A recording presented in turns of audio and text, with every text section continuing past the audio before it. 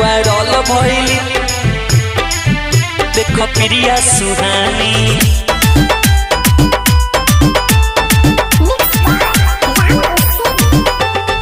देखो प्रिया सुहानी वायरल भइली अपन कोमर हिला के घायल कइली अपन कोमर हिला के घायल कइली देखो प्रिया सुहानी वायरल भइली देखो प्रिया सुहानी वायरल भइली देखो प्रिया सुहानी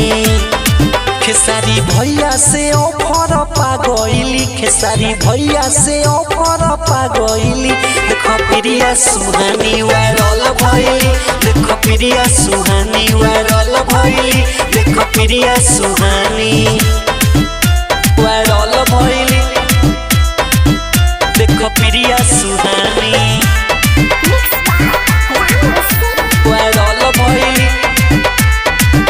देखो प्रिया सुहानी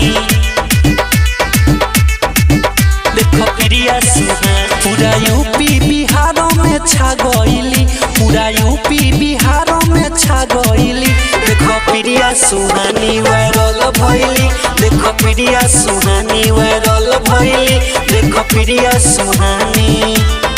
हिला के कोमर ट्रेंडिंग में आ गइली हिला के कोमर ट्रेंडिंग में आ गइली देखो प्रिया सुहानी वायरल भइली देखो प्रिया सुहानी वायरल भइली देखो प्रिया सुहानी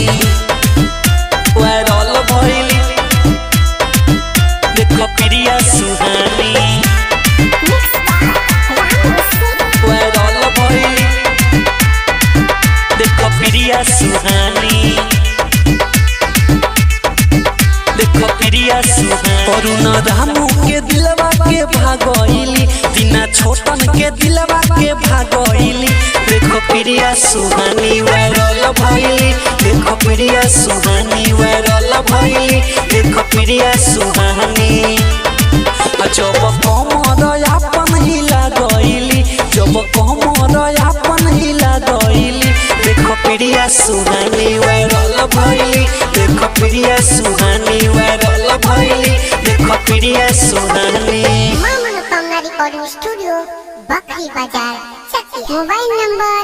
8825156667।